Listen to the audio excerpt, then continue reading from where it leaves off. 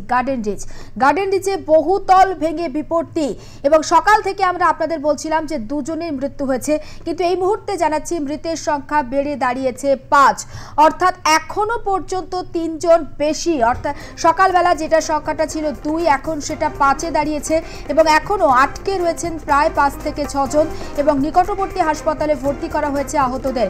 সকাল থেকে ঘটনাক্রম 4টি উইন্ডোর মাধ্যমে আমরা আপনাদের দেখাচ্ছি। মুখ্যমন্ত্রী মমতা বন্দ্যোপাধ্যায় নিজে অসুস্থ, তিনি ঘটনাস্থলে যান, যেটা প্রথম উইন্ডোতে আপনারা দেখতে পাচ্ছেন। গার্ডেন রিচে বহুতল বিপর্যয় এবং বহুতল ভেঙে যে ঠিক কি বিপর্যয়, সেখানকার ঠিক কি পরিস্থিতি দ্বিতীয় উইন্ডোতে দেখাচ্ছি। সজল ঘোষ কাউন্সিলর, বিজেপি নেতা, তিনি গিয়েছিলেন, তাকে ঘিরে বিক্ষোভ, সেই ছবিও আমরা আপনাদের দেখাচ্ছি। পাশাপাশি উদ্ধার হয়েছে শিশু সহ 1 জন, সেই ছবিও আমরা আপনাদের দেখাচ্ছি। সব মিলিয়ে এই মুহূর্তের সামগ্রিক আপডেট আরও একবার আমরা জানবো। সায়ন্তিকা বন্দ্যোপাধ্যায় একেবারে স্পট থেকেই রয়েছেন। সায়ন্তিকা, এই মুহূর্তে ঠিক কি ছবি ধরা পড়ছে?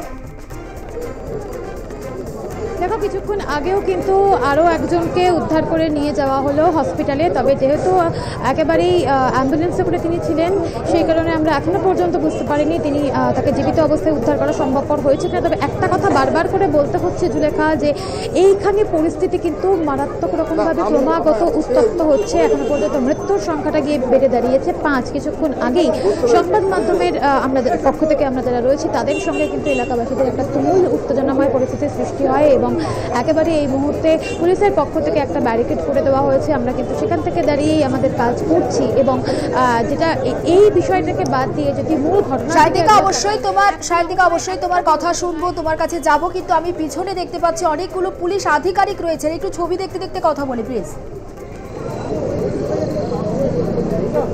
একদম শুভঙ্করকে বলবে, শুভঙ্কর এই মুহূর্তে তুমি ছবিটা একটুখানি দেখাও। আমরা দেখতে পাচ্ছি এখানে পুলিশের পক্ষ থেকে অনেক উচ্চপদস্থ আধিকারিকেরা রয়েছেন এবং একেবারেই কিন্তু সেই জায়গায় দাঁড়িয়ে এই ঠিক যেখানটা রাস্তার পাশে পুলিশ তুমি দেখতে পাচ্ছ, তার ঠিক উল্টো দিকেই কিন্তু একেবারে মিডিয়ার জন্য একটা জোন করে দেওয়া হয়েছে ব্যারিকেড দিয়ে এবং সেখানেই কিন্তু আমরা রয়েছি এবং কিছুক্ষণ আগে এই জায়গাটাতে একেবারে এই যেখানে দাঁড়িয়ে আমি তোমার সাথে কথা বলছি, এখানেই কিন্তু একেবারে এলাকাবাসীদের সঙ্গে আমাদের কিন্তু একটা উত্তপ্ত পরিস্থিতি সৃষ্টি হয়, কারণ ক্রমাগত সকাল থেকে কিন্তু তারা আমাদেরকে কাজে বাধা দিচ্ছে এবং একেবারেই সেই একটা হাতাহাতির একটা পরিস্থিতির সৃষ্টি হয়। তারপর কিন্তু পুলিশের হস্তক্ষেপে সেই পরিস্থিতি কিন্তু পুলিশের হস্তক্ষেপেই কিন্তু সেই যে একটা পরিস্থিতি, সেই পরিস্থিতিকে নিয়ন্ত্রণে আনা সম্ভব হয়েছে। এবং আমি একই সঙ্গে শুভঙ্করকে বলবো, শুভঙ্কর একটু হসপিটালের ছবিটা দেখাও। একেবারে ঠিক এই আমরা যেখানে দাঁড়িয়ে রয়েছি সেই রাস্তার উল্টো থেকেই সেই হসপিটাল এবং একেবারে এখানেই কিন্তু এখন এই মুহূর্তে বেশ কিছু মানুষ তারা কিন্তু আহত অবস্থায় এখানেই ট্রিটমেন্ট তাদেরকে হচ্ছে এবং আমরা যেরকমটা জানতে পারছি মোট এসএসকেএম হাসপাতালে মোট 4 জনকে একেবারে ব্রড ডেট ঘোষণা করা হয়েছে। এসএসকেএম হাসপাতালে 4 জনকে ব্রড ডেট ঘোষণা করা হয়েছে এবং যে সমস্ত আধিকারিকরা রয়েছেন, পুলিশের উচ্চপদস্থ আধিকারিকরা রয়েছেন, পাশাপাশি অন্যান্য অফিসাররাও রয়েছেন, কর্তব্যরত পুলিশ আধিকারিকরাও রয়েছেন, তাদের সঙ্গে কি কোনোভাবে একটু কথা বলা সম্ভব?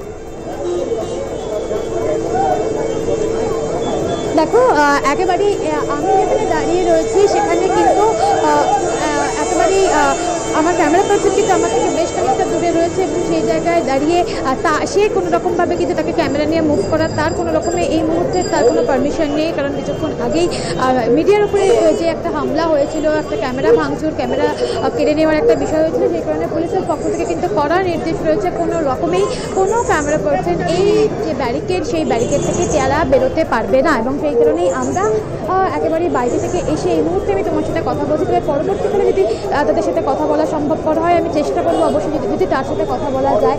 এবং তুমি দেখতেই পাচ্ছ এই মুহূর্তে পুলিশ আধিকারিক যারা রয়েছে তারাও যথেষ্ট পরিমাণে ব্যস্ত রয়েছে, কারণ এই যে গোটা এলাকাটা সেই এলাকাটা কিন্তু তারা পর্যবেক্ষণ করছেন, কোথাও যাতে কোনো উত্তপ্ত পরিস্থিতির সৃষ্টি না হয় সেদিকে তারা খেয়াল রাখছেন।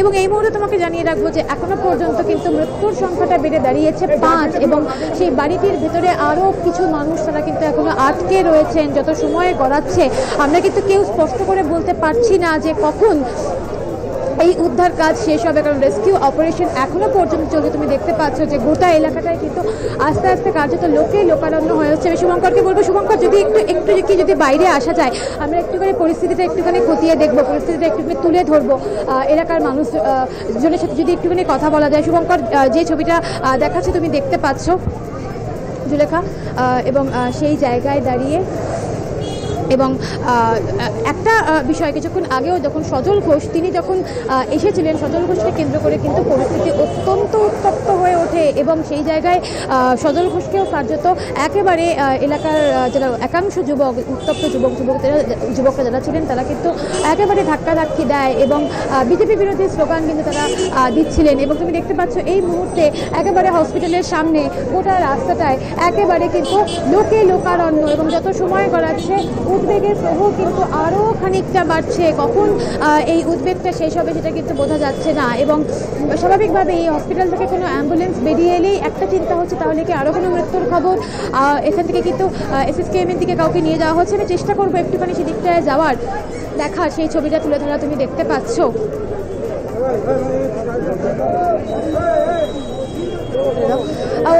এবং আমি রাস্তার ছবিটা তোমাকে আমি দেখাচ্ছি, তুমি দেখতে পাচ্ছ যে গোটা এই রাস্তাটাকে কিন্তু পুলিশের ভীষণ রকমভাবে নিয়ন্ত্রণ করা হচ্ছে এবং একেবারে মূল ঘটনাস্থলের যে গলিটা সেই গলিটার দিকে একবার শুভঙ্করকে বলবো, শুভঙ্কর এই একটু যদি এইখানটা দেখানো যায়, তুমি দেখো জুলেখা একেবারেই কিন্তু এই যে গলি সেই এইখান দিয়ে কিন্তু যেতে হবে সেই দুর্ঘটনাস্থলে যেখানে কিন্তু এক ধাক্কায় একটা বাড়ি ভেঙে পড়ার দরুন পাঁচটি মানুষের প্রাণ এখনো পর্যন্ত চলে গিয়েছে বলে আমরা জানতে পারছি। এই মৃত্যুর সংখ্যাটা আরও খানিকটা বাড়তে পারে।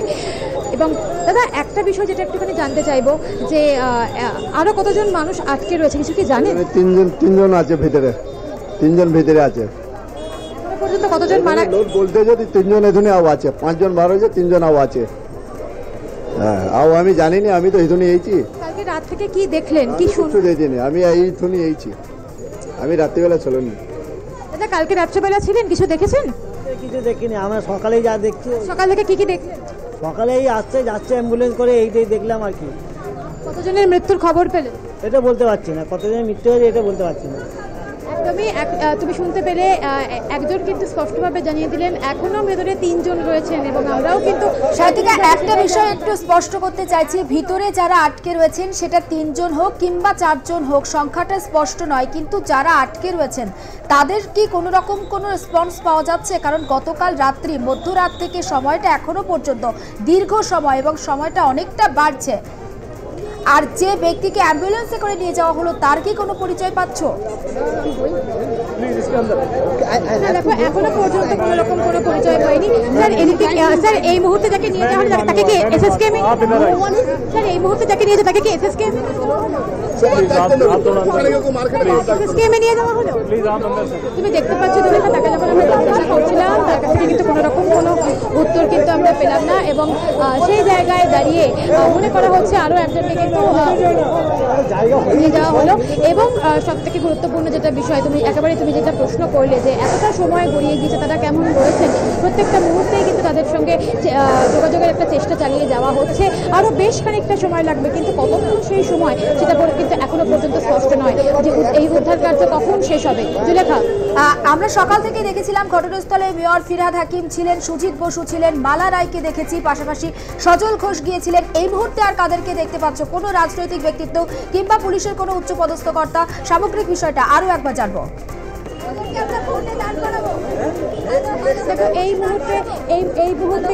মুহূর্তে কিন্তু আমরা কাউকে এখনো পর্যন্ত দেখতে পাইনি, কারণ সজল ঘোষের যখন এসেছিলেন সজল ঘোষের আসার পরে কিন্তু এখনো পর্যন্ত কাউকে কাউকে আমরা দেখতে পাইনি এবং সেই জায়গায় দাঁড়িয়ে যেহেতু পুলিশের পক্ষ থেকে গোটা এলাকাটা যথেষ্ট পরিমাণে নজরদারি রয়েছে এবং সজল ঘোষ যেরকমটা জানালেন যে পুলিশ তাকে বলেছে 144 ধারা চলছে, কিন্তু তিনি জানালেন যে ভেতরে কমপক্ষে 200 জন লোক দাঁড়িয়ে রয়েছে, তাহলে কি 144 ধারা শুধু তার জন্য এই প্রশ্নটা নিয়ে তুললেন। এবং যেহেতু এত বড় একটা দুর্ঘটনা শহরের বুকে আজ এত বড় একটা বিপর্যয়, সেই জায়গায় দাঁড়িয়ে আরও কেউ আসতে পারেন কিনা সেটাই কিন্তু এখন দেখার বিষয়। অবশ্যই সেদিকে নজর থাকবে, কিন্তু সবথেকে গুরুত্বপূর্ণ বিষয় যেটা এই উদ্ধার কাজ কতক্ষণে শেষ হবে। জুলেখা, আরও একটা বিষয়, মিডিয়ার উপরে এত আক্রোশের কারণটা কি আড়াল করার চেষ্টা করছে? পুলিশের ঊর্ধ্বতন কর্তৃপক্ষ সেখানে রয়েছেন, পুলিশ আধিকারিকরা সেখানে রয়েছেন, তারা গোটা বিষয়টাকে কিভাবে দেখছেন? এলাকার বাসিন্দারা কেন তারা কি লুকানোর চেষ্টা করছেন? দেখো এই যে এলাকাবাসী যারা একাংশ যারা এরকমভাবে আমাদেরকে ক্রমাগত বাধা দিচ্ছেন, তাদের একটা অভিযোগ যে এই যে বাড়িটি ভেঙে পড়েছে, যেটা অবৈধভাবে নির্মিত হয়েছে বলে অভিযোগ। মেয়র ফিরহাদ হাকিম, মুখ্যমন্ত্রী মমতা বন্দ্যোপাধ্যায় স্বয়ং যেটাকে কার্যত মান্যতা দিয়েছেন। ইতিমধ্যেই একজন প্রমোটার বলেই তিনি জানা যাচ্ছে, তিনি গ্রেপ্তার হয়েছেন। মেয়র ফিরহাদ হাকিম তিনিও কিন্তু বলেছেন এই বাড়িটির একটা অবৈধ নির্মাণ বা প্ল্যানিং থাকা বা না থাকার বিষয়।